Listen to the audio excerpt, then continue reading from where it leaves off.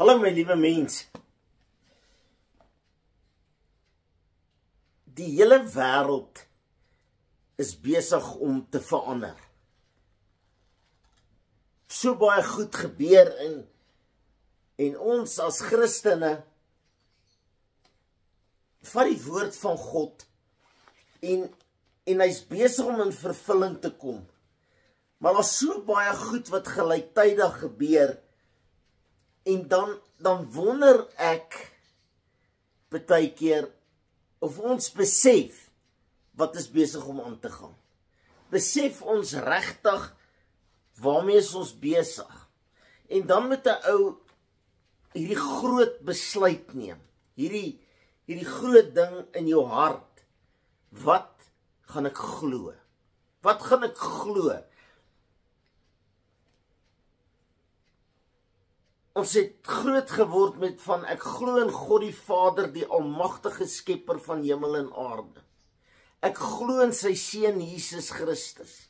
Ek glo in, ons is nou net deur Paasnaweek, ek glo hy het gesterf, hy's gemartel, hy's gesterf, hy's begrawe.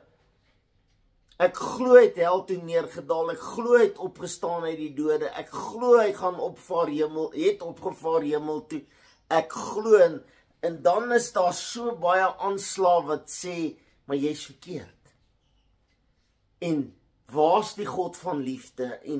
En wanneer gaan die goeie goed gebeur? En hoekom gebeur dit met my? Want daar's 'n Engelse uitdrukking, why does bad things happen to good people? En nou wil ek jou nooi vandag om te besluit, wat wil ek glo? En dis die lekkerie van, jy kan besluit, wat wil jy glo? Wil jy die woord van God glo?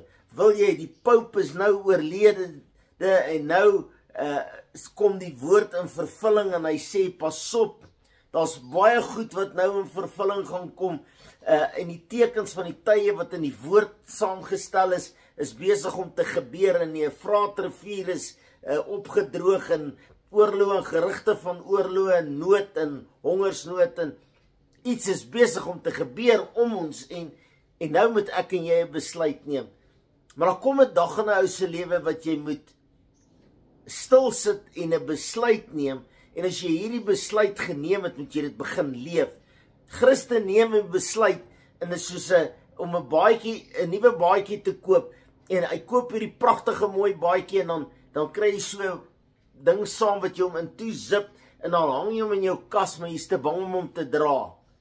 As jy die woord van God vat, en moet jy hom vat en hom begin leef. En dis die besluit wat ek en jy vandag moet neem. Dit help my om te sê, ek is 'n Christen, en niks te doen nie. Dit help my om te sê, ek is van Christen moet jy wedergebore word. Jy moet wederbaar word. En as jy klaar weergebore is, moet jy dit begin leef. Ek kry so baie mense wat vir my sê, ek het 'n probleem, maar ek bid daaroor. Maar wanneer gaan jy begin doen daaroor?